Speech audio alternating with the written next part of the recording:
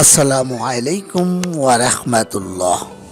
সুপ্রিয় মোল্লা টিভির দর্শকবৃন্দ, আশা করি মহান আল্লাহ তাআলার অশেষ মেহেরবানিতে সবাই ভালো আছেন। প্রিয় দর্শক, আজ আমি আপনাদেরকে জানাবো হযরত শাহজালাল রহমতুল্লাহ আলাইহি সাল্লামের সংক্ষিপ্ত জীবন কাহিনী। সবাইকে শেষ পর্যন্ত সঙ্গে থাকার জন্য অনুরোধ করছি। বিসমিল্লাহির রহমানির রহিম। বংশ ও পিতামাতা পরিচিতি। মক্কার ঐতিহ্যবাহী ও শ্রেষ্ঠ বংশ কুরাইশের একটি শাখা ধনে জনে শিক্ষা দীক্ষায় ও মানে গৌরবে তৎকালে খুবই প্রসিদ্ধ ছিল। ধর্ম পালন, ন্যায়নীতি ও সততার আশ্রয় অবলম্বনে ওই কুরাইশ শাখাটির বৈশিষ্ট্য ছিল। বংশের প্রাচীন ঐতিহ্য অনুসারে ইসলামোত্তর যুগের তারা প্রধানত ব্যবসা বাণিজ্য থেকেই অর্থ উপার্জন করতেন। ওই কুরাইশ শাখাটির বেশ কিছু পরিবার তাদের জন্মভূমি মক্কা ছেড়ে হেজাজের দক্ষিণ পশ্চিম হতে ইয়েমেনে চলে আসে। তাদের মধ্যে শায়খ মাহমুদ ছিলেন এক উল্লেখযোগ্য ব্যক্তি। তিনি কিছুদিন ইয়েমেনে অবস্থান করার পর তার পরিবার পরিজন ও কতিপয় নিকটাত্মীয় সহ সেখান হতে তুরস্কে চলে যান এবং তথাকার কুনিয়া নামক একটি ক্ষুদ্র শহরে গিয়ে বসতি স্থাপন করেন। এখানে উল্লেখ করা প্রয়োজন যে শায়খ মাহমুদ যখন ইয়ামেন হতে তুরস্ক গমন করেছিলেন তখন তিনি যদিও বিবাহিত ছিলেন, কিন্তু তার কোনো সন্তান ছিল না। তিনি নিজে যেমন মক্কায় আভিজাত কুরাইশ বংশোদ্ভূত ছিলেন, তেমনি তিনি বিবাহ করেছিলেন কুরাইশ বংশীয়া এক শরীফ মহিলাকে। এ মহিলা নানা গুণে বিভূষিতা ছিলেন। সততা, সত্যবাদিতা, নম্রতা, পবিত্রতা প্রভৃতি গুণে তিনি তৎকালীন কুরাইশ মহিলাদের মধ্যে ছিলেন বৈশিষ্ট্যের অধিকারিণী। সর্বোপরি অত্যন্ত বুদ্ধিমতী মহিলা বলে তার যথেষ্ট খ্যাতি ছিল। সে যুগে বিভিন্ন মুসলিম রাজ্য ও এলাকাগুলোতে সীমান্ত এলাকায় বিধর্মীদের সাথে কোথাও বা সর্বাত্মক যুদ্ধ এবং কোথাও বা খণ্ড যুদ্ধ লেগেই ছিল। তবু সে সময় ইসলাম ধর্মের প্রচার কার্য সর্বস্থানেই কম বেশি জারি ছিল। শায়খ মাহমুদ নিজেকে ইসলাম প্রচার কার্যে একনিষ্ঠভাবে নিয়োজিত করেছিলেন, আর এ কাজের উপলক্ষে বিভিন্ন সময় তাকে ধর্মীয় যুদ্ধে লিপ্ত হতে হয়েছিল। যুদ্ধের ময়দানে তিনি সব সময় অদ্ভুত বীরত্ব প্রদর্শন করতেন। ইমানের জোশে বলিয়ান মাহমুদ শত্রুপক্ষের জন্য খ্যাতির কারণ ছিলেন। এ কারণে সর্বক্ষেত্রেই তিনি প্রতিপক্ষের সাথে জয়লাভ করতেন। এ সুবাদে তিনি সমকালীন মুসলমানগণের নিকট অতিশয় ভক্তি শ্রদ্ধার পাত্র ছিলেন। হযরত শাহজালাল রহমতুল্লাহ আলাইহি সাল্লামের জন্ম। শায়খ মাহমুদ রহমতুল্লাহ আলাইহি সাল্লাম ইয়ামেন হতে যখন স্ত্রী তুরস্কের কুনিয়া নামক ছোট্ট শহরে এসে বসবাস আরম্ভ করেন, তখনও পর্যন্ত তিনি নিঃসন্তান ছিলেন। বিবাহের পরে দীর্ঘদিন এভাবে কোনো সন্ততি লাভ না করায় শায়খ মাহমুদ দম্পতি পারিবারিক জীবনে সত্যি একটি সন্তানের অভাব অনুভব করছিলেন। তারা এতদিনে কোনো সন্ততি লাভ না করে সত্যিকার ভাবেই খুবই অসুখী ছিলেন। এজন্য তারা স্বামী স্ত্রী দুজনেই অন্তত একটি সন্তান লাভের জন্য আল্লাহর দরবারে নিয়তি প্রার্থনা করলেন। অচিরেই আল্লাহর দরবারে মাহমুদ দম্পতির করুণ মিনতি কবুল হল। শায়খ মাহমুদের স্ত্রী শীঘ্রই গর্ভে সন্তান ধারণ করলেন। দেখতে দেখতে গর্ভকালীন নির্দিষ্ট সময় উত্তীর্ণ হয়ে গেল। শেষ মুহূর্তে শায়খ মাহমুদ স্ত্রী আকাশের চন্দ্র তুল্য অতুলনীয় সুন্দর একটি পুত্র সন্তান প্রসব করলেন। সদ্য ভূমিষ্ঠ সন্তানের রূপ দর্শন করে পিতামাতার চক্ষু জড়িয়ে গেল এবং তাদের অন্তরও ভরে গেল। আল্লাহর কৃপায় এমন সন্তান লাভ করে শায়খ মাহমুদ তো নিজেকে ধন্যই মনে করলেন, কিন্তু তার স্ত্রী সম্ভবত খুশি ও আনন্দিত হয়েছিলেন স্বামী অপেক্ষা আরো অনেক বেশি। কারণ বিবাহিত জীবনে সন্তান কামনা নারীরা পুরুষ অপেক্ষা অধিক করে থাকে। বাল্যকালেই হযরত শাহজালাল রহমতুল্লাহ আলাইহি সাল্লামের পিতামাতা মারা যান। বাল্যকাল ও শিক্ষা দীক্ষা। আহমদ কবির জননীহারা ভাগিনীটিকে প্রকৃত মানুষ করে গড়ে তোলার সব দায়িত্ব নিজের হাতে তুলে নিলেন। বিশেষত সে যেন তার মাতা ও পিতার অভাব কোনো দিক দিয়ে অনুভব করতে না পারে, সেভাবে তাকে সর্বরকম সুখ স্বাচ্ছন্দ্যের মধ্যে প্রতিপালন করতে লাগলেন। বলা বাহুল্য, তিনি তাকে নিজ সন্তান অপেক্ষা এতটুকু কম স্নেহ করতেন না, যার ফলে শাহজালাল তার মাতৃ পিতৃ অভাব একেবারেই ভুলে গিয়েছিলেন। মামা আহমদ কবির নিজে পরম ধার্মিক এবং একজন প্রধান আলেম ছিলেন। সুতরাং ধর্মীয় শিক্ষার প্রয়োজনীয় তাকে তিনি সর্বাধিক গুরুত্ব প্রদান করতেন, আর এজন্যই তিনি ভাগিনাকে উক্ত শিক্ষায় শিক্ষিত করার উদ্দেশ্যে তাকে সর্বপ্রথম আরবি ভাষার প্রাথমিক সবক দান করলেন। সাথে সাথে তাকে ধর্মীয় ইবাদত বন্দিগিতে অভ্যস্ত করার জন্য নামাজের আনুষ্ঠানিক বিষয়সমূহ উত্তম রূপে শিক্ষা প্রদান করে নামাজে দাঁড় করে দিলেন। মাত্র 6 বছর বয়সকালে শাহজালাল নিয়মিত নামাজ আদায় করতেন।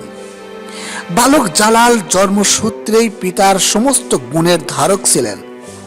একদিকে তিনি যেমন ছিলেন পরম বিদ্যুৎসাহী, অন্যদিকে ছিলেন তেমনি অসাধারণ ধীর শক্তি সম্পন্ন স্মরণ শক্তির অধিকারী। তার স্মরণ শক্তি এত প্রখর ছিল যে একটি সবক তার মাত্র একবারের অধিক পড়ার প্রয়োজন হতো না। কোনো কিছু তিনি কারো মুখ হতে একবার শুনলেই তা অক্ষরে অক্ষরে মনে থেকে যেত। তার মামা ভাগনার এ অপূর্ব গুণ সমূহ প্রত্যক্ষ করে আনন্দে ও আশায় উৎফুল্ল হয়ে উঠেছিলেন এবং তার সম্পর্কে হৃদয়ের মধ্যে বিশেষ আশা পোষণ করে তাকে ইলমের বিভিন্ন শাখা শিক্ষা প্রদানে আত্মনিয়োগ করেন। জালালও দারুণ পরিশ্রমী বালক ছিলেন।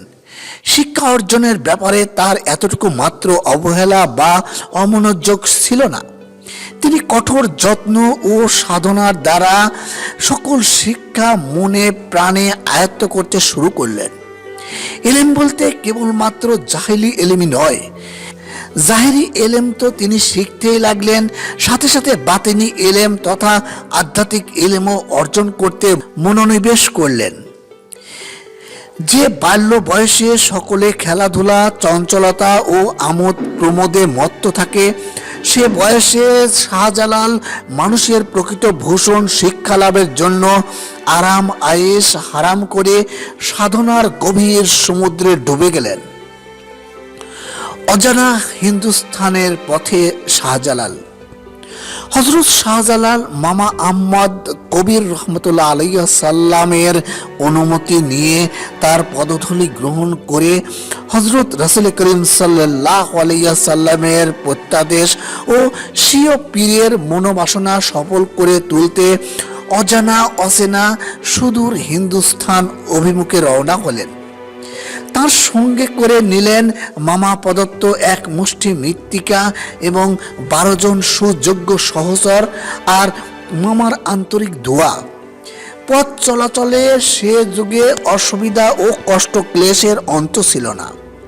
এ যুগের মতো কোথাও তখন দ্রুতগামী যানবাহনের ব্যবস্থা ছিল না। নিকটে বা দূরবর্তী কোনোখানে যেতে হলে স্থলপথে অথবা পায়ে হেঁটে অথবা উষ্টা আরোহণে এবং জলপথে পাল খাটানো নৌকা ছাড়া অন্য কোনো ব্যবস্থা ছিল না। হযরত শাহজালাল রহমতুল্লাহ আলাইহি সাল্লাম সঙ্গীগণকে নিয়ে হিন্দুস্থান অভিমুখে পায়ে হেঁটে যাত্রা করলেন। অতি স্বাভাবিকভাবেই তার হৃদয়ে তখন কতকগুলো চিন্তার উদয় হয়েছিল। যে পথে তিনি রওনা হয়েছেন জানা নেই তাকে কত পাহাড় পর্বত, বন জঙ্গল, নদী, সমুদ্র, মরুভূমি অতিক্রম করতে হবে। না জানি আরো কত রকমের বাধা বিপত্তি ও বিপদ আপদ প্রতিবন্ধক স্বরূপ এসে দাঁড়াতে পারে। হযরত শাহজালাল রহমতুল্লাহ আলাইহি সাল্লামের বিদায়ের প্রাককালে মামা আহমদ কবির রহমতুল্লাহ আলাইহি সাল্লামের অন্তর সুস্থির রইল না। যখন ভাগিনা তার পদধূলি গ্রহণ করে তার নিকট দোয়া প্রার্থনা করে গমনোদ্যত হলেন, তখন তিনি তার মস্তকে হাত রেখে অন্তরের অন্তঃস্থল হতে আল্লাহর দরবারে ভাগিনার কল্যাণ ও সাফল্য কামনা করে তাকে বিদায় প্রদান করলেন। কিন্তু এ সময়ে তার হৃদয়ের স্মৃতিপটে একে একে অনেক কথাই উদয় হতে লাগলো। তার এই ভাগিনাটি পিতা মাতা হারিয়েছিল জন্ম লগ্নের প্রায় সাথে সাথেই। তদুপরি তিনি এই ইয়াতিম ভাগিনাটিকে লালন পালন করেছেন ও তারই আপ্রাণ চেষ্টায় ও যত্নে এবং শিক্ষার ফলে আজ সে এতটা উচ্চ স্তরে আরোহণ করেছে। বিশেষত এতকাল সে তার চোখের সামনে ছায়ার মতোই অবস্থান করেছে, কিন্তু হঠাৎ আজ তার সাথে বিচ্ছেদ ঘটেছে। এই সকল কথাগুলি হযরত আহমদ কবির রহমতুল্লাহ আলাইহি সাল্লামের মনে তোলপাড় করে উঠে তাকে জন্য ম্রিয়মাণ করে ফেলল। কিন্তু কি হবে? তাদের উভয়ের মধ্যে এই বিচ্ছেদ না ঘটিয়ে যে কোনো উপায় ছিল না। কর্তব্যের তাগিদে তাকেও কঠিন হতে হলো। ভাগিনার প্রতি সীমাহীন মায়া তাকে বিদায় দিতে হলো। রাজা গৌর গোবিন্দের জন্ম ও বংশ পরিচয়। হযরত শাহজালাল রহমতুল্লাহ আলাইহি সাল্লাম যখন সিলেট আগমন করেন, তখন তথায় রাজা গৌর গোবিন্দের শাসন চলছিল। তার বংশ ও জন্ম বিবরণের সত্য ভিত্তিক ইতিহাস জানা যায়, তবে জনশ্রুতি ও বিচ্ছিন্ন ঘটনার মাধ্যমে যা উদ্ধার করা যায় তা হল গৌর গোবিন্দের পূর্বপুরুষ সম্পর্কে বিশ্বস্ত কোনো খবর পাওয়া যায় না। তবে শোনা যায় যে ত্রিপুরা রাজ্যের প্রায় শতাধিক মহিষী ছিল। তাছাড়া দাসী বাঁদিরও অভাব ছিল না। কারো কারো মতে তাদেরই এক মহিষী, আবার কারো মতে মহিষী নয়, এক বাঁদির রাজার অজ্ঞাতসারে হিন্দুদের তথাকথিত সমুদ্র দেবতার সাথে অবৈধ মিলনের ফলেই গৌর গোবিন্দের জন্ম হয়। উক্ত মহিষী বা গোবিন্দের মাতার এ অপকর্ম প্রকাশ পাওয়ায় ত্রিপুরার রাজা তাকে হত্যা না করে তাড়িয়ে দিয়েছিলেন। মাতার এরূপ বিতাড়িত অবস্থায় গোবিন্দ ভূমিষ্ঠ হয়েছিল। গৌর গোবিন্দের কীর্তিকলাপ। হযরত শাহজালাল রহমতুল্লাহ আলাইহি সাল্লাম যখন সিলেট আগমন করেছিল, তখন উল্লেখিত গোবিন্দই তথায় গৌড়ের শাসনকর্তা ছিল। তার মতো নিষ্ঠুর, অত্যাচারী ও পরধর্ম বিদ্বেষী শাসক ইতিহাসে খুব কমই দেখা যায়। এই লোকটি গৌড়ের সিংহাসনে আরোহণ করে নিজ বুদ্ধি, বিক্রম ও ছলনা প্রতারণা দ্বারা নিজ রাজ্যের সীমা বহু দূর পর্যন্ত বিস্তৃত করতে সমর্থ হয়েছিল।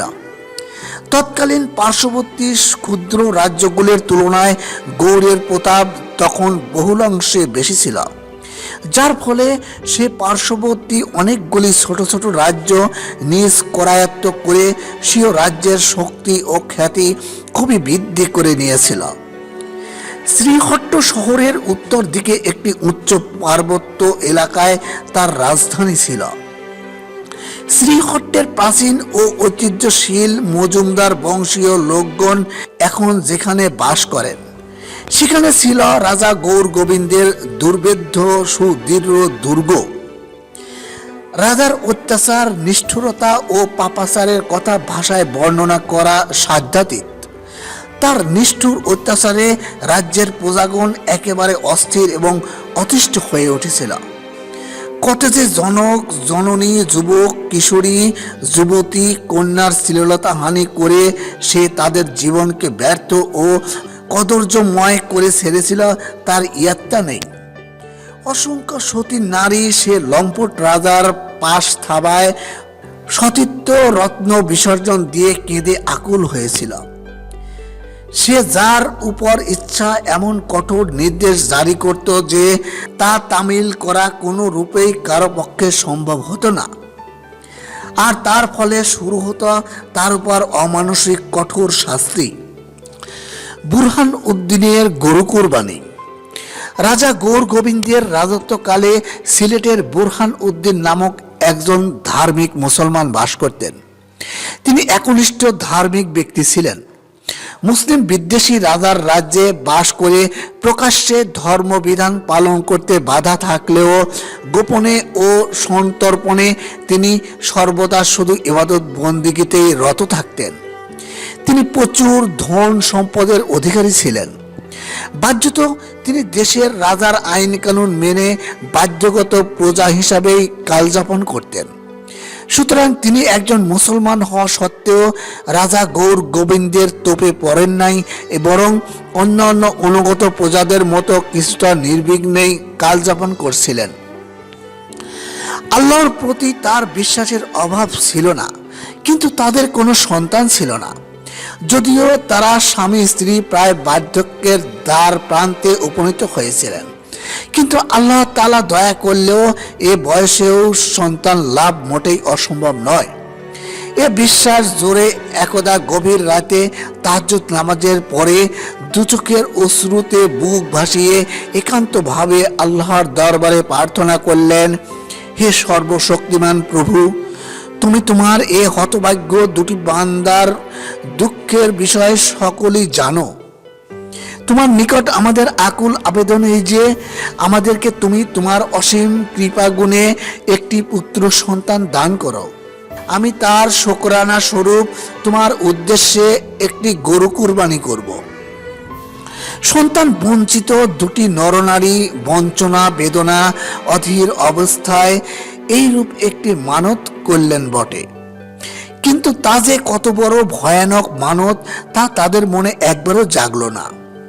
তার একটু চিন্তা করার অবসর পেলেন না। এ মানত পূর্ণ করার পরিণাম ফল তাদের জন্য যে কি ভীষণ আকার ধরে উপস্থিত হতে পারে তা একটু ভেবে দেখার মতো মনের অবস্থা সত্যিই তখন তাদের ছিল না। সত্যিই একটি সন্তান কামনার ব্যাকুলতায় তার ভবিষ্যতের কথা একেবারে বিস্তৃত হয়ে গিয়েছিল। যদি তার একটু ধীর স্থিরভাবে চিন্তা করে দেখতেন, তাহলে সম্ভবত তারা এই জাতীয় মানত কিছুতেই করতেন না। বুরহান উদ্দিনের সারা জীবনের কান্নাকাটি ও কাকুতি মিনতি ব্যর্থতায় পর্যবসিত হলেও এবার তার প্রার্থনা মঞ্জুর হলো। অচিরেই বুরহান উদ্দিনের প্রায় বৃদ্ধা স্ত্রী গর্ভধারণ করলেন। বার্ধক্যের দ্বারে উপনীত হয়ে ভাবী সন্তানের আনন্দে আত্মহারা হলেন বুরহান উদ্দিন দম্পতি। তারা আল্লাহর দরবারে লাখ লাখ শুকরিয়া জ্ঞাপন করলেন। ক্রমে সময় অতিক্রান্ত হয়ে নির্দিষ্ট সময়ে একটি সুন্দর পূর্ণ চন্দ্রের মতো শিশু সন্তান প্রসব করলেন বুরহান উদ্দিনের স্ত্রী। তা যেন বেহেশত হতে প্রেরিত বুরহান দম্পতির জন্য আল্লাহর এক শ্রেষ্ঠ নিয়ামত। শিশুর জন্মের 14 দিনে শেখ বুরহান উদ্দিন তার মানত পূর্ণ করার দিন ধার্য করলেন। পালের সর্বাপেক্ষা বলিষ্ঠ ও হৃষ্টপুষ্ট একটি গরু এনে আল্লাহর নামে কুরবানি করে তার প্রতিশ্রুতি পূর্ণ করলেন। রাজা গৌর গোবিন্দ মুসলমানদের যে কোনো ধর্মীয় ইবাদত ও আনুষ্ঠানাদি সহ্য করতে পারত না। কাউকে নামাজ পড়তে দেখলে সে ক্রোধে অগ্নিশর্মা হয়ে উঠত এবং মুসলমানকে সেজন্য চরম শাস্তি ভোগ করতে হতো। এমতো অবস্থায় হিন্দুগণ যে গোজাতিকে দেবতুল্য মনে করে, সে গরু কুরবানি কিংবা জবেহ করাতে হিন্দু রাজা গৌর গোবিন্দ যে কি পরিমাণ ক্রুদ্ধ হতে পারে তা অতি সহজেই উপলব্ধি করা যায়। ফলত গৌর গোবিন্দের কাছে গরু কুরবানি করা ছিল মুসলমানদের জন্য সর্বাপেক্ষা বড় অপরাধ। বিশেষত ধর্মশাস্ত্র মতে গো হত্যা তথা গরু কুরবানি হল একটি মহাপাপের কার্য। তাছাড়া মুসলমানদের ধর্মীয় কাজের অঙ্গ হিসেবে গরু কুরবানি করাকে রাজা গৌর গোবিন্দ আইনত নিষিদ্ধ বলে নির্দেশ জারি করে রেখেছিল। বুরহান উদ্দিনের পুত্র বলি। শেখ বুরহান উদ্দিনের বাড়ির ভিতরে গরুটি জবে করার পর যখন তার মাংস কাটা হচ্ছিল, সে সময় কোথা থেকে একটি চিল উড়ে এসে ছোঁ মেরে এক খণ্ড মাংস নিয়ে গেল এইরূপ ঘটনা কতক্ষণে কত শতবার ঘটে, সুতরাং এদিকে কেউ কোনরূপ খেয়ালই করল না। কিন্তু অতি সাধারণ ও নগণ্য ঘটনা যে একটি ভীষণ অনর্থ ঘটিয়ে দিতে পারে তা তখন কেউ কল্পনাই করতে পারেনি। কিন্তু বুরহান উদ্দিনের ভাগ্যক্রমে এ মাংস টুকরাই বিরাট দুর্যোগ ঘটিয়ে দিল।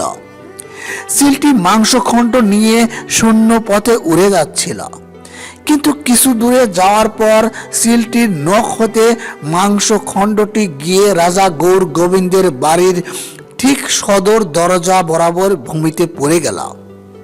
নিকটে ও আশেপাশে যারা উপস্থিত ছিল তারা শূন্য হতে পতিত মাংসখণ্ডটির কাছে আসলো এবং দেখতে পেল তা এক টুকরা গরুর মাংস।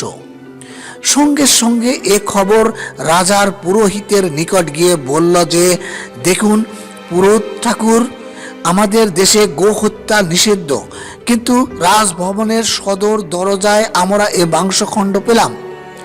একটি সিলে পা হতে তা ভূপতিত হয়েছে, তা দেখছি পরিষ্কার গোমাংস। বোঝা যাচ্ছে নিশ্চয়ই কোনোখানে মুসলমানরা গো হত্যা করেছে। খবরটি শুনে এবং গোমাংস দেখে গোরা হিন্দু পুরোহিত যেন একেবারে চমকে উঠল।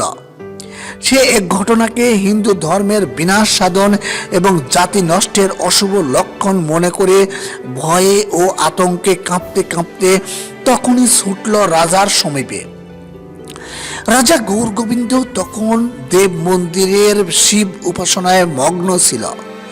পুরোহিত ডেকে তার উপাসনা ভঙ্গ করল, কিন্তু তার সারা শরীর তখনও কাঁপছিল।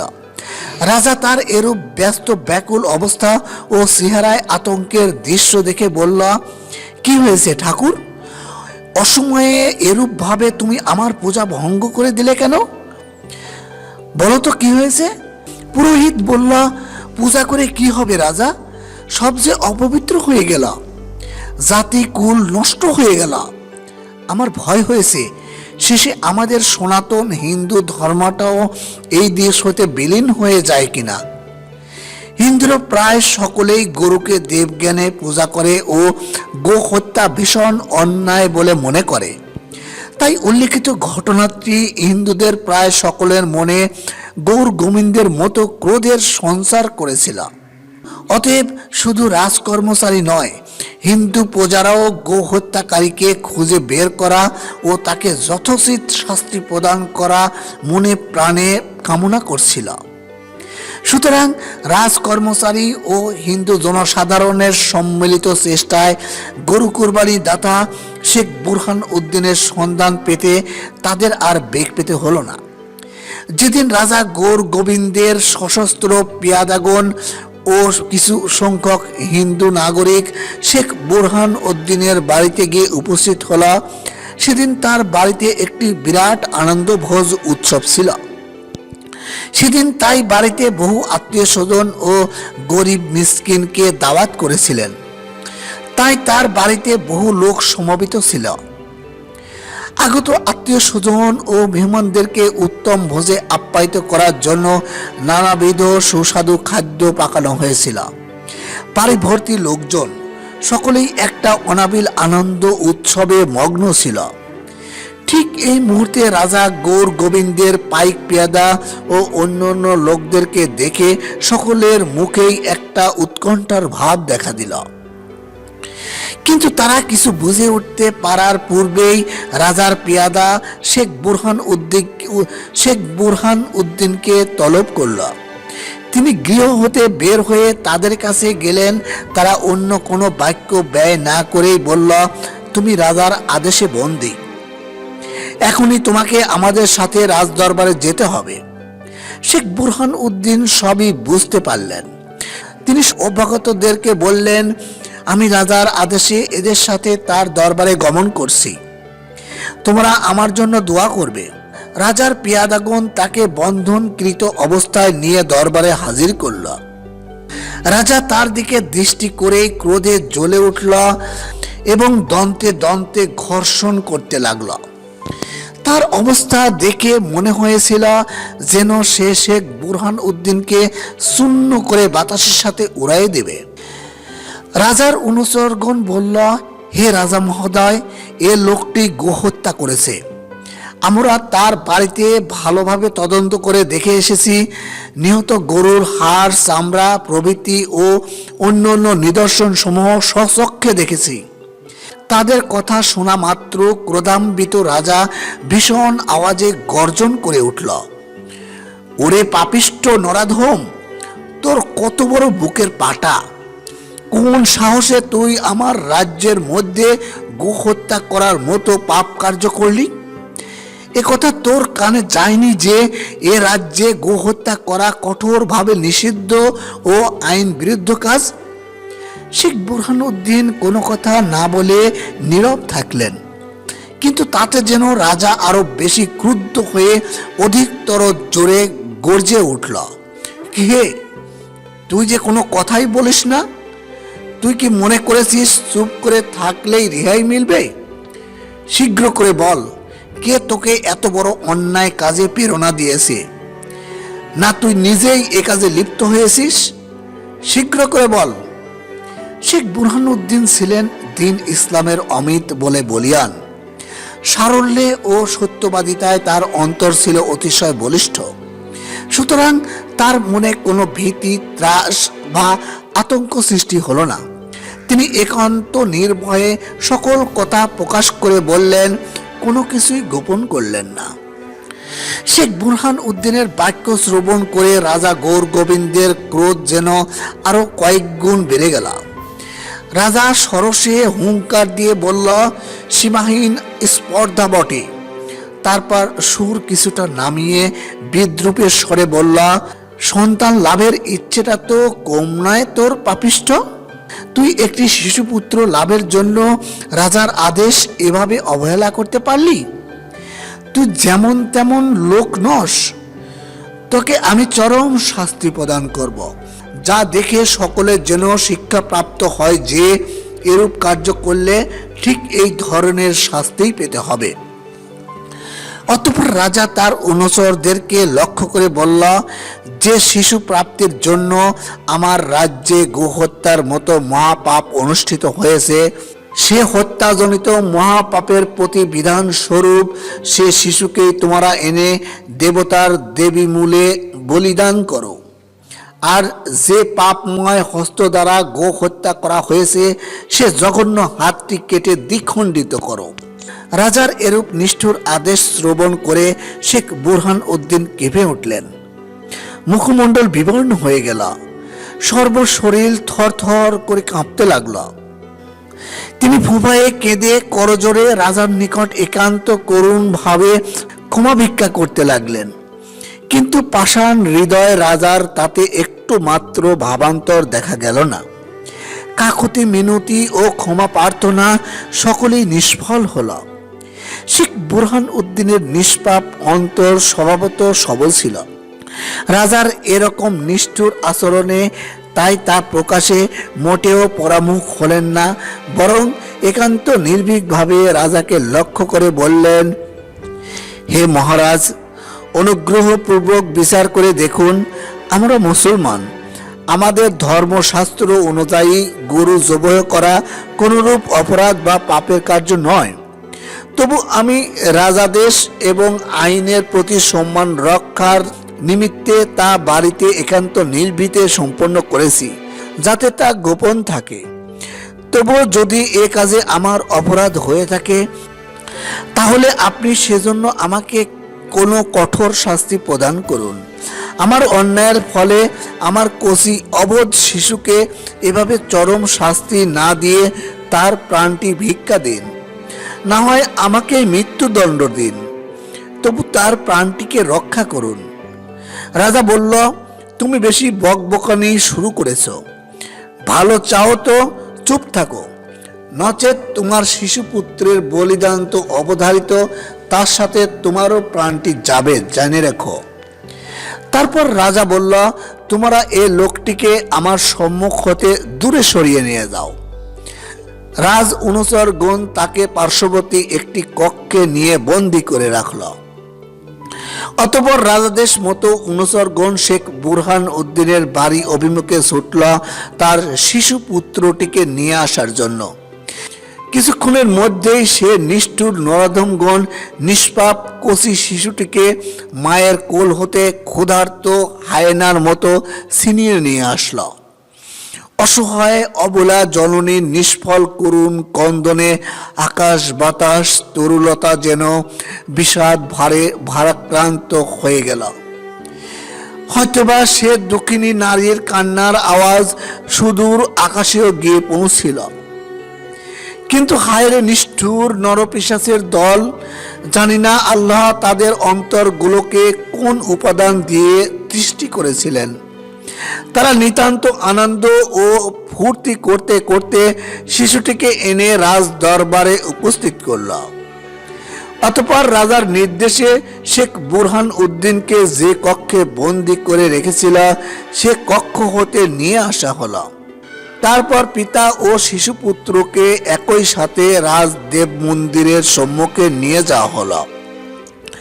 দেব মন্দিরের সম্মুখে অসংখ্য লোকের ভিড়। স্বয়ং রাজা গৌর গোবিন্দ ও সেখানে উপস্থিত।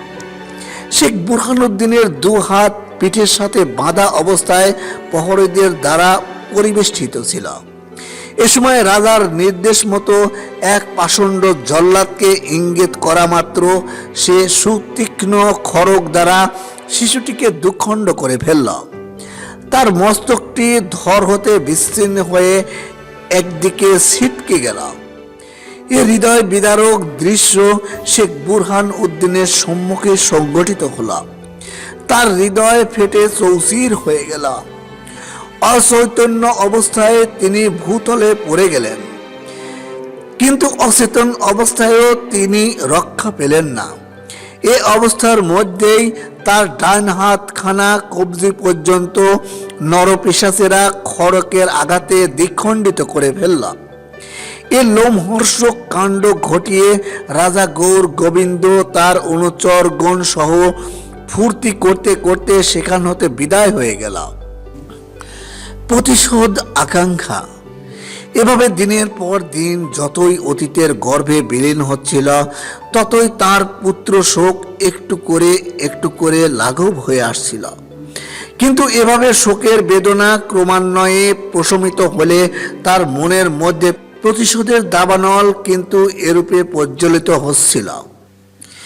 তিনি পূর্বাপেক্ষা যেন অনেকটা গম্ভীর হয়ে গেলেন। কারো সাথে তেমন একটা প্রাণখোলা কথা বলতে পারতেন না।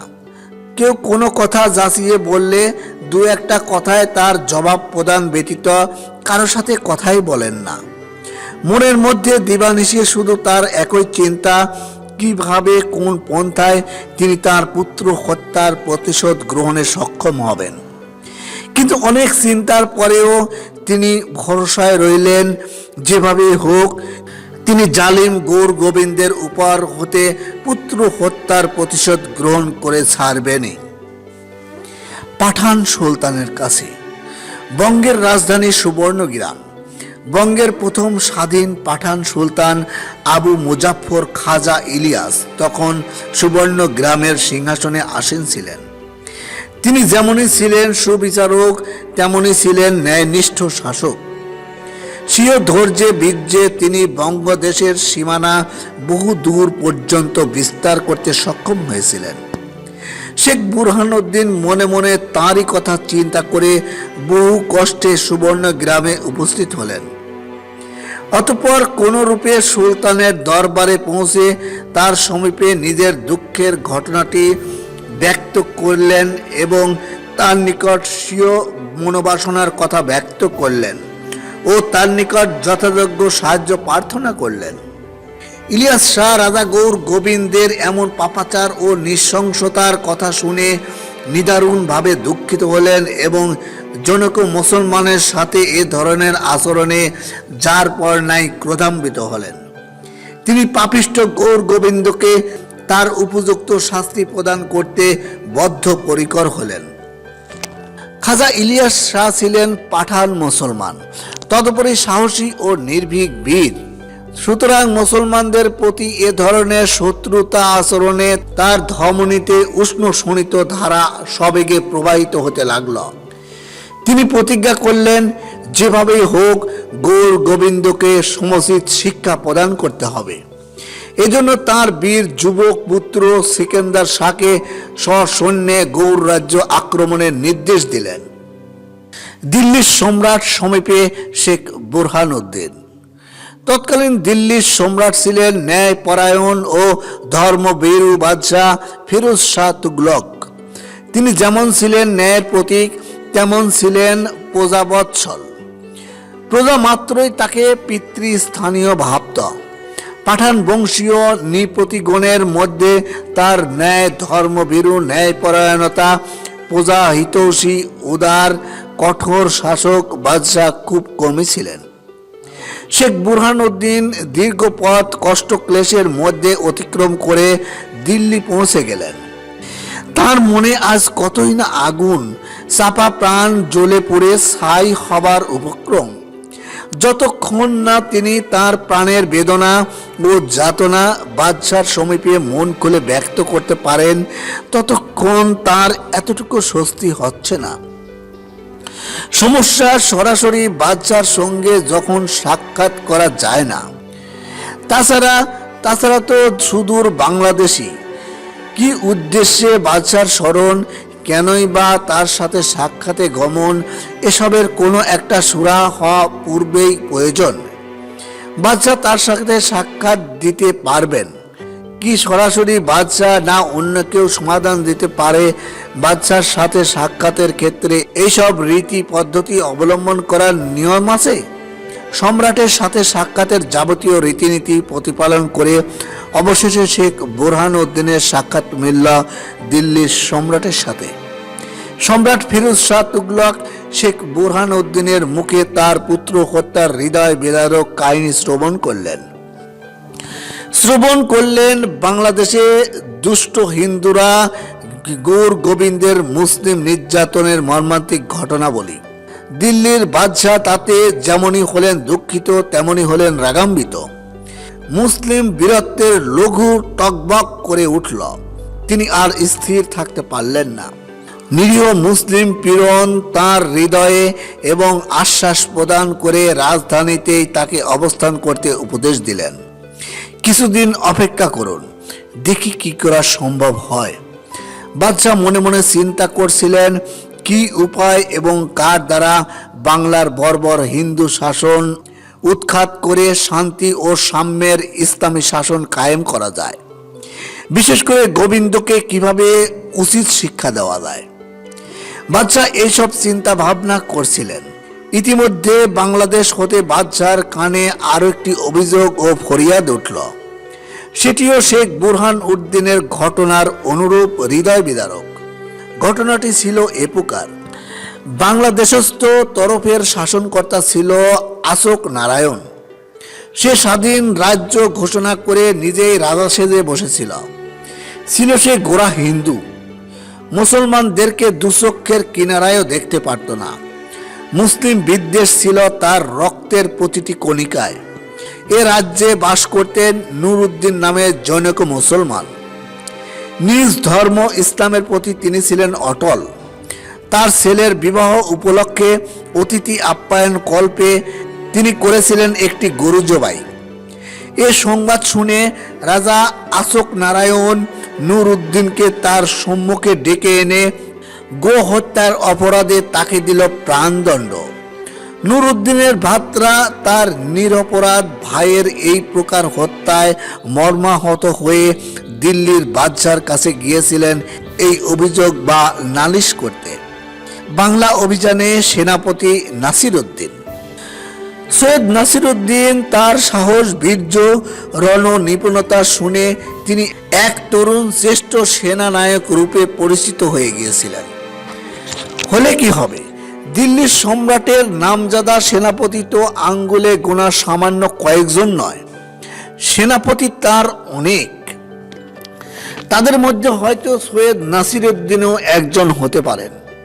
কিন্তু বাংলাদেশে প্রেরিত নামজাদা শ্রেষ্ঠ সেনাপতি সিকান্দার গাজী হতে তিনি অধিক সুনামের অধিকারী হতে পারেন না। এই শ্রেণীর কোনো সেনাপতিই বাদশার নজরে পড়েছিল না।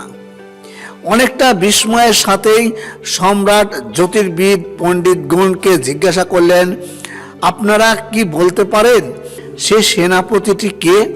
পুনঃ চিন্তা ভাবনা করে আপনাদের ইলমের গণনা দ্বারা আমাদের বলুন, কে সেই সেনাপতি? সম্রাট উৎসুকভাবে জিজ্ঞাসা করলেন, সে লোকটি কে? পণ্ডিতগণ বললেন, সে লোকটির নাম আমরা আপনাকে সরাসরি যদিও বলতে পারবো না, তবে তিনি আপনার সৈন্য দলের কোনো এক বাহিনীর সেনাপতি, তাতে সন্দেহের কোনো অবকাশ নেই। আর তাকে আপনার খুঁজে বাহির করতেও অসুবিধা হবে না, কারণ আমাদের ইলমে তার চিহ্ন ধরা পড়েছে। আমরা তার চিহ্ন ও নমুনা বলে দিতে পারব। তবে বলুন, সে চিহ্নটা কি? সম্রাট জ্যোতির্বিদ পণ্ডিতগণের নিকট উৎকণ্ঠিতভাবে জিজ্ঞেস করলেন। পণ্ডিতগণ বললেন, তার পরিচয় পাওয়ার চিহ্নটি হল প্রবল ঝড় ঝাপটা ও ভীষণ বায়ু প্রবাহে ও তার শিবিরের আলো নির্বাপিত হবে না। তিনি একজন অভিজ্ঞ সেনাপতি, অথচ অদ্ভুত ধরনের সাধু প্রকৃতির মানুষ। দিল্লির মহামান্য সম্রাটের কাছে বিষয়টি ছিল অত্যন্ত জটিল। সমস্যাটি ছিল অতিশয় গুরুত্বপূর্ণ। এত বড় একটি সমস্যা এত সহজে সমাধান হয়ে যাবে তা সম্রাট ঘৃণাক্ষরে বুঝতে পারেন নাই। সে যাই হোক, জ্যোতির্বিদ পণ্ডিতগণের পরামর্শ অনুযায়ী সম্রাট সকল শিবিরের অনুরূপ শাহী ফরমান জারি করে দিলেন এবং সাথে সাথে পর্যবেক্ষক দলও প্রেরণ করলেন। পর্যবেক্ষক দল সকল শিবিরেই ঘোরাফেরা করে দেখতে লাগলো। তারা দেখল সকল শিবিরেই প্রদীপ নিভিয়ে গিয়েছে এবং অন্ধকারেই তারা অসহায় অবস্থায় আছে। একটি মাত্র শিবির ব্যতিক্রম। সে শিবিরের প্রদীপটি এখনো শিবিরবাসীদের উজ্জ্বল আলো প্রদান করে চলেছে। প্রদীপটি পূর্বানুরূপ জ্বলছে। এদিকে জ্যোতির্বিদগণের কথা অনুযায়ী ঝড় ঝঞ্ঝা শুরু হয়ে গিয়েছিল। সারা রাত্রি অবিরাম গতিতে বৃষ্টি। পর্যবেক্ষক দল ঝড়ের দাপটের মধ্যেই সেই শিবির সম্মুখে গিয়ে দেখল তা আর কারো শিবির নয়, তা সেনাপতি সৈয়দ নাসির উদ্দিনের শিবির। সৈয়দ নাসির উদ্দিন সেনাপতির শিবিরেই প্রদীপ জ্বলছে। শেখ বুরহান উদ্দিনের শুকরিয়া। গৌর রাজ্যের গৌর গোবিন্দে হযরত শাহজালাল রহমতুল্লাহ আলাইহি সাল্লামের কাছে আত্মসমর্পণ এবং গৌরের পতনের যবনিকা পাতের মধ্য দিয়ে শেখ বুরহান উদ্দিনের এতদিনের লালিত আকাঙ্ক্ষা এবং পুত্র লোক উপলক্ষে গোবিন্দের উপর প্রতিশোধ গ্রহণের অদম্য ইস্পাত কঠিন স্পৃহাকে সম্মুখে রেখে গোবিন্দ রাজ্য অধ্যুষিত মুসলিম নাগরিকের স্বাধীনতা এবং ইসলামী বিধান জারি করার পরিবেশ সৃষ্টি হওয়ার, আর যাই হোক কিনা হোক, বুরহান উদ্দিনের আজ আনন্দের সীমা নেই। তার দীর্ঘদিনের হৃদয়ের জ্বালা আজ হলো প্রশমিত। ধর্মের নিকট অধর্মের, ন্যায় ও সত্যের কাছে জুলুম অত্যাচার ও অসত্যের পরাজয় ও চিরশাশ্বত অমোঘ বিধান শ্রীহট্টে প্রবর্তিত হতে দেখে বুরহান উদ্দিনের আনন্দ আর ধরে না। সকাল সন্ধ্যা যেখানে শঙ্খ ঘণ্টা ও কাঁসার বাজনা উঠত উলুধ্বনি, সেখানে আজ আল্লাহু আকবার আজানে ধ্বনি উত্থিত হয়ে আকাশ বাতাস মুখরিত করেছে। এদিকে শেখ বুরহান উদ্দিন তার বিগত যাবতীয় দুঃখ দুর্দশা ভুলে গেলেন। শেখ বুরহান উদ্দিন আজ সন্তান হারা নয়, আজ তিনি শত শত সন্তানের অভিভাবক, মুরব্বী। তার ত্যাগের কারণে শ্রীহট্ট আজ জালালাবাদ। তার আদর্শ আজ মুসলমানদের জন্য প্রতীক্ষিত হয়ে রয়েছে, তাই তিনি আজও অমর। হযরত শাহজালাল রহমতুল্লাহ আলাইহি সাল্লামের কিয়ামগাহ ধর্ম প্রচার ও সমাজ সংস্কার। বাংলাদেশে হযরত শাহজালাল রহমতুল্লাহ আলাইহিস সালামের আসার মূল উদ্দেশ্য ছিল আল্লাহর বাণী, পবিত্র কালাম আল কোরআনের মহান বিধান ও রাসূল পাক সাল্লাল্লাহু আলাইহি সাল্লামের আদর্শ বিভ্রান্ত মানব গোষ্ঠীর মধ্যে প্রচার ও প্রসার এবং তাদেরকে সত্য পথের অনুসন্ধান দিয়ে দিন দুনিয়ার মুক্তির ব্যবস্থা কর্তব্যেও জড়িয়ে পড়তে হয়। একই কারণে হযরত শাহজালাল রহমতুল্লাহ আলাইহিস সালামও জড়িয়ে পড়েছিলেন রাজনীতি ও যুদ্ধ বিগ্রহে। তা ছিল তার গৌণ কর্তব্যের ডাক। হযরত শাহজালাল রহমতুল্লাহ আলাইহিস সালাম ছিলেন রাসূল পাকের সম্পূর্ণ আদর্শবাহী আল্লাহর প্রিয় বান্দা। রাসূল পাক সাল্লাল্লাহু আলাইহি সাল্লামের পরিপূর্ণ উত্তরাধিকারী নায়েবে নবী। নবতী ধারা রাসূলের আগমনে শেষ হয়ে গিয়েছিল, তাই তার উম্মতগণের জ্ঞানীগুণী প্রিয় বান্দারাই রাসূলের স্থলবর্তী হয়ে তার শিখিয়ে যাওয়া কাজগুলি অজ্ঞাত লোকদের মধ্যে প্রচার বা তাবলীগ করাই এ নায়েবে নবী উলামা সমাজের কাজ। হযরত শাহজালাল রহমতুল্লাহ আলাইহিস সাল্লামও ছিলেন রাসূলের যোগ্যতম নায়েবে নবী বা রাসূলের উত্তরাধিকারী। বিনা রক্তপাত রাসূল পাকের মক্কা বিজয়ের ন্যায় আল্লাহ প্রদত্ত গোপন শক্তি বলে হযরত শাহজালাল রহমতুল্লাহ আলাইহিস সাল্লামও রক্তপাতহীন ভাবেই গৌর রাজ্যের রাজধানীতে প্রবেশ করতে সমর্থ হয়েছিলেন। বলা বাহুল্য, রাসূল পাক সাল্লাল্লাহু আলাইহি সাল্লাম মক্কা অভিযানে বের হয়ে মক্কার অদূরে মুসলিম সেনা সহ যে রাতে অবস্থান করছিলেন, সে রাত্রে মক্কা বাহিনীর নেতা আবু সুফিয়ান রাতের অন্ধকারে গোপনে মুসলিম বাহিনীর অবস্থা পর্যবেক্ষণ করতে আসে। পর্যবেক্ষণ করতে এসে ধরা পড়ে ইসলাম গ্রহণ করে প্রভাতের পূর্বেই নিজ বাসস্থানে ফিরে গিয়েছিলেন। অনুরূপভাবে হযরত শাহজালাল রহমতুল্লাহ আলাইহিস সাল্লামের গোবিন্দের রাজমহলে প্রবেশের আগে সাপুরিয়ার কথিত সাপের ঝুড়িতে শাহজালালকে এক নজর দেখার জন্য এসেছিল গৌড়ের রাজা গোবিন্দ। এসে অলৌকিকভাবে পড়েছিল ধরা, যেমনটি ধরা পড়েছিলেন আবু সুফিয়ান। তাকে যেভাবে রাসূল পাক সাল্লাল্লাহু আলাইহি সাল্লাম তার পূর্বকৃত যাবতীয় অপরাধ হতে মুক্তি দিয়েছিলেন, অনুরূপ হযরত শাহজালাল রহমতুল্লাহ আলাইহিস সাল্লামও গোবিন্দকে মুক্তি দিয়েছিলেন। আর সুফিয়ান মুগ্ধ হয়ে ইসলাম গ্রহণ করে তার ভাগ্য পরিবর্তন করতে পেরেছিলেন। কিন্তু দুর্ভাগ্য, গোবিন্দ সপরিবারে আগামী কল্য মুসলমান হবে এ প্রতিশ্রুতি দিয়ে চলে গিয়ে আর তার কাছে ফিরল না, পালিয়ে গেল আসামে। ফলে আবু সুফিয়ানের ন্যায় তার ভাগ্যের কোনো পরিবর্তন ঘটল না।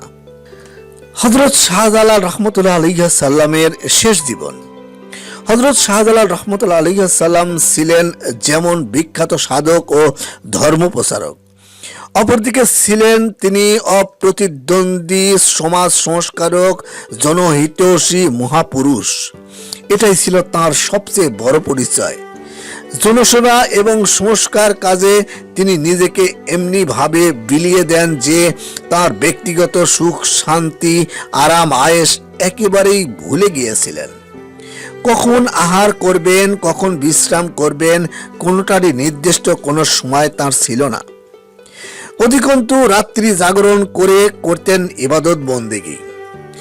সংস্কারমূলক কর্মের মধ্যে প্রধানত কর্মটি ছিল তার ধর্মনীতির সাথে সমাজনীতি, অর্থনীতি, বিশেষত রাজনীতির সমন্বয় সাধন।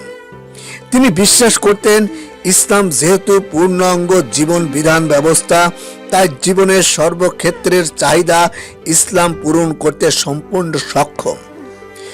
আর এই আদর্শই ছিল হযরত রাসূল করিম সাল্লাল্লাহু আলাইহি সাল্লাম ও খোলাফায়ে রাশিদিনের। তারই অনুসারী ছিলেন হযরত শাহজালাল রহমতুল্লাহ আলাইহি সাল্লাম। হযরত শাহজালাল রহমতুল্লাহ আলাইহি সাল্লাম বিশ্বাস করতেন পরকালের মুক্তি ও কল্যাণের জন্য এ কাজই একমাত্র নির্ভর। বলা হয় দুনিয়ায় পরকালের শস্যক্ষেত্র। এখানে উৎপাদন প্রক্রিয়া হতে হবে ধর্মসম্মত ইসলামী বিধান অনুযায়ী, আর সে বিধান হলো হযরত মুহাম্মদ সাল্লাল্লাহু আলাইহি সাল্লামের উপর অবতীর্ণ আল কোরআন। একই কারণে তিনি ইসলাম প্রচার ক্ষেত্রে কোরআন তথা রাসূল পাক সাল্লাল্লাহু আলাইহি ওয়াসাল্লামের অনুসৃত নীতির কোনো পর্যায় বাদ দেননি। তিনি ইসলাম প্রচারক শুধু নামাজ, রোজা, হজ, যাকাত এবং জিকির আজগার ইবাদত বন্দিগির মধ্যে সীমাবদ্ধ করে রাখেননি। তিনি ইসলামের নীতির সকল বিষয়ের প্রতি কড়া ও সতর্ক দৃষ্টি নিবদ্ধ রাখতেন। তিনি সকল আদর্শ ও ধর্মীয় নীতির উপর সমান গুরুত্ব দান সহকারে ধর্ম প্রচার করতেন। এজন্যই তাঁর দরবারে থাকত সর্বদা সর্বশ্রেণীর লোকদের অসম্ভব ভিড়। সামাজিক সালিশ ব্যবস্থা হতে শুরু করে রাজনৈতিক বিচার বিবেচনার কাজও তার দরবারেই চলত। তার দ্বারা অনুষ্ঠিত এতগুলি কাজ পরিচালনা করতে গিয়ে তাকে স্বীকার করতে হতো অসম্ভব পরিশ্রম। এক ব্যক্তির পক্ষে এতগুলি কাজ দীর্ঘদিন পরিশ্রান্তভাবে চালিয়ে যাওয়ার চিন্তাও করা যায় না। এজন্যই তিনি শারীরিকভাবে খুবই দুর্বল হয়ে পড়েছিলেন। এমন অবস্থা চলাকালীনও হযরত শাহজালাল রহমতুল্লাহ আলাইহি সাল্লাম কর্তৃক ধর্ম প্রচার কার্যে নিয়োজিত দেশের বিভিন্ন স্থানে তার খলিফাদের তরফ হতে স্থানীয় কোনো অভিযোগ কিংবা অসুবিধার সংবাদ পেলে তিনি তখন হয় তার আস্তানা হতে দূত মারফত সমাধান পাঠাতেন কিংবা নিজেই সরাসরি সেখানে গিয়ে উপস্থিত হতেন। তার ভগ্ন স্বাস্থ্যের সময় এক মুসিবতের সংবাদ আসে বুন্দাশিল নামে স্থান হতে। জিয়াউদ্দিন নামক জনৈক খলিফা ছিলেন ধর্ম প্রচার কাজে নিয়োজিত। বুন্দাশিল স্থানটি ছিল সুরমা ও বারাক নদীর মধ্যবর্তী স্থানে অবস্থিত। এই স্থানের লোকদের পানির নিদারুণ কষ্টের সংবাদ এসে পৌঁছল হযরত শাহজালাল রহমতুল্লাহ আলাইহি সাল্লামের দরবারে। সংবাদ নিয়ে এসেছিলেন সেখানে নিয়োজিত খলিফা জিয়াউদ্দিন স্বয়ং। ব্যাপারটি ছিল সুরমা ও বারাক নদীর মধ্যবর্তী এই বিন্দাশীল অঞ্চলটিকে পানির জন্য খনন করা কোনো কূপই কার্যকরী হয় না। উভয় নদীর লবণাক্ত পানির কারণে কূপের পানি ব্যবহারের অযোগ্য। খলিফা জিয়াউদ্দিনের মুখে স্থানীয় লোকদের পানির অভাবের এহেন দুর্দশার সংবাদ পেয়ে হযরত শাহজালাল রহমতুল্লাহ আলাইহি সাল্লাম আর বসে থাকতে পারলেন না। ভগ্ন স্বাস্থ্য নিয়ে তিনি জনাব জিয়াউদ্দিনকে সাথে নিয়ে গমন করলেন বুন্দাশিল এলাকায়। বুন্দাশিলে গিয়েই তিনি উভয় নদীতে তার পবিত্র হস্তদ্বয় ডুবিয়ে আল্লাহর মহান দরবারে দোয়া ও মুনাজাত করলেন। দেখতে দেখতে নদীদ্বয়ের পানির লবণাক্ততা চিরদিনের জন্য অবসান হয়ে গেল এবং পানি হয়ে গেল সম্পূর্ণরূপে মিষ্টি। অতঃপর কিছুদিন বুন্দাশিল অবস্থান করে স্থানীয় লোকদেরকে অমূল্য উপদেশ ও নসিহত প্রদান করে নিজ আস্তানা সিলেটে ফিরে আসলেন। তখন তার স্বাস্থ্য খুবই ভেঙে পড়েছিল। তিনি অত্যন্ত দুর্বল হয়ে পড়লেন। হযরত শাহজালাল রহমতুল্লাহ আলাইহি সাল্লামের কারামতি জায়নামাজ।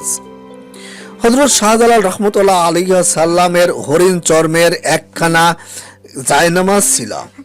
জায়নামাজ খানা কেরামতি বলে লোকের ধারণা। কথিত আছে হযরত শাহজালাল রহমতুল্লাহ আলাইহি সাল্লাম মুসলিম বাহিনী নিয়ে যখন গৌড়ের রাজা গোবিন্দকে শাস্তি দিতে আসছিলেন তখন সুরমা নদী পার হয়েছিলেন উক্ত জায়নামাজে দাঁড়িয়ে। সেনাবাহিনী ছিল তার পিছনে। সে জায়নামাজের অবস্থা বর্তমানে জীর্ণ। হয়তো কালে একদিন তার অস্তিত্ব বিলীন হয়ে যাবে। শ্রীহট্টে আগমনকালে হযরত শাহজালাল রহমতুল্লাহ আলাইহি সাল্লাম উট পাখির দুটি ডিম নিয়ে আগমন করেছিলেন। তাও কারামতি ডিম বলে কথিত।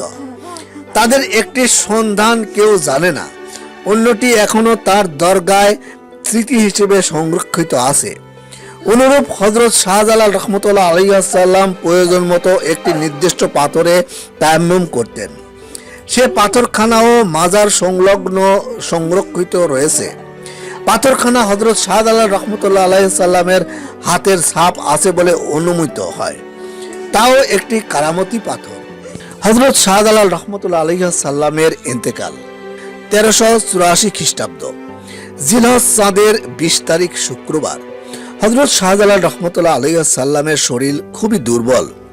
পূর্বদিন অর্থাৎ বৃহস্পতিবার তিনি সারাদিন আগত খলিফা, মুরিদ ও ভক্তবৃন্দ সহ দর্শক সাধারণকে শেষবারের মতো দেখা দিলেন। দিবাভাগে সকলকে একত্রিত করে আবেগময় শেষ ও বিদায় ভাষণ দিলেন। তারপর আস্তানার বৈঠকের বিশেষ বিশেষ লোকদের নসিহত ও উপদেশ দিলেন। রাত অধিক হলো। হঠাৎ তিনি সকলকে বিদায় হওয়ার ইঙ্গিত দিলেন। একে একে সকলে বিদায় নিলেন। আস্তানা এখন শূন্য, দু একজন খাদেম ব্যতীত কেউ নেই। হযরত শাহজালাল রহমতুল্লাহ আলাইহিস সালাম উঠে পড়লেন। নিজ হুজরা গৃহে অন্যান্য রাতের মতো প্রবেশ করলেন। প্রবেশের পূর্বে তিনি তার খাস খাদেম ও দ্বাররক্ষীকে বললেন, কেউ যেন তাকে না ডাকে এবং হুজরা গৃহে প্রবেশ না করে। হুজরায় প্রবেশকালে তিনি নিজ হাতে হুজরার দরজা টেনে দিলেন, হুজরার আলো নিভিয়ে দিলেন। তারপর তিনি আল্লাহর ধ্যানে মগ্ন হলেন।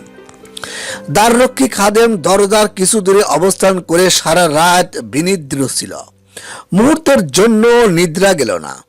রাতের প্রথমার্ধের দিকে খাদেম হযরত শাহজালাল রহমতুল্লাহ আলাইহিস সালামের জিকির শুনতে পেল, কিন্তু আওয়াজটা অন্যান্য সময়ের মতো ছিল না, ছিল একটু ক্ষীণ। মৃদু শব্দে জিকির করছেন, কিন্তু অর্ধরাতের পর জিকিরের ওই ক্ষীণ শব্দটুকু খাদেমের কানে আর আসছিল না। খাদেম ভাবল দুর্বল শরীর, তাই হয়তো তিনি একটু নিদ্রা গিয়েছেন, কিংবা জিকিরের আওয়াজ অধিক ক্ষীণতার কারণে সে শুনতে পাচ্ছেন না। পূর্ব আকাশে আলোর রেখা চতুর্দিক ছড়িয়ে পড়েছে, কিন্তু হযরত শাহজালাল রহমতুল্লাহ আলাইহিস সালাম নিদ্রা হতে উঠছেন না। তার নিদ্রা ভঙ্গ হয়নি। তবে কি এখনো গভীর নিদ্রায় বিভোর? এমনটি তো কোনোদিন দেখিনি। তবে কি অসুখ বৃদ্ধি পেল? অসুখের প্রকোপে তিনি অচেতন হয়ে পড়েছেন? তাও তো হবার কথা নয়। মাত্র কিছুক্ষণ আগে তিনি হুজরায় গেলেন।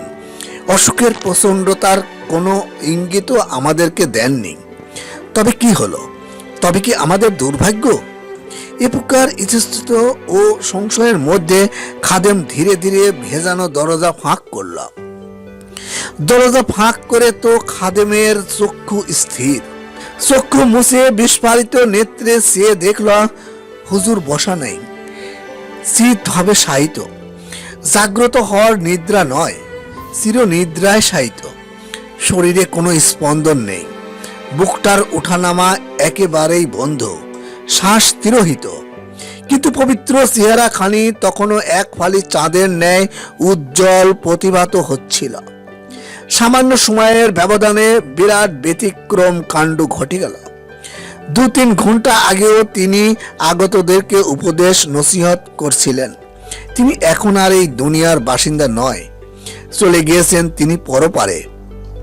হযরত শাহজালাল রহমতুল্লাহ আলাইহিস সালাম 1354 খ্রিস্টাব্দে সিলেটে শুভাগমন করেন এবং 1384 খ্রিস্টাব্দের জিলহজ মাসের 20 তারিখ হযরত রাসূল পাক সাল্লাল্লাহু আলাইহি সাল্লাম, হযরত আবু বকর রাদিয়াল্লাহু তাআলা আনহু ও হযরত ওমর ফারুক রাদিয়াল্লাহু তাআলা আনহু, হযরত আলী রাদিয়াল্লাহু তাআলা আনহু মহোদয় চতুর্দয়ের প্রায় সমবয়সে 62 বছরে তিরোধান বরণ করেন।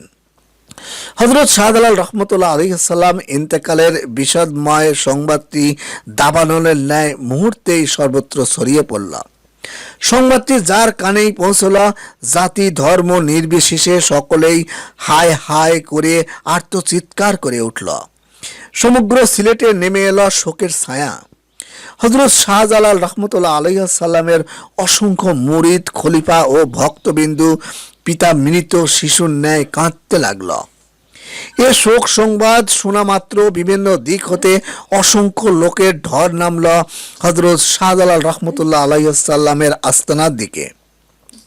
সকলের চোখে আজ অশ্রু সজল। কারো মুখে কোনো শব্দ নেই, কথা নেই। তাদের দুঃখ রাখবার আজ কোনো ঠাঁই নেই।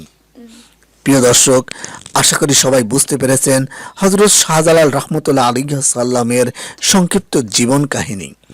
যারা চ্যানেলটিতে নতুন এসেছেন তাদেরকে অনুরোধ করছি সাবস্ক্রাইব, শেয়ার এবং লাইক করার জন্য এবং সেই সঙ্গে ইসলামী বিভিন্ন বিষয় প্রচারে সহযোগিতা করার জন্য। সবাই ভালো থাকবেন।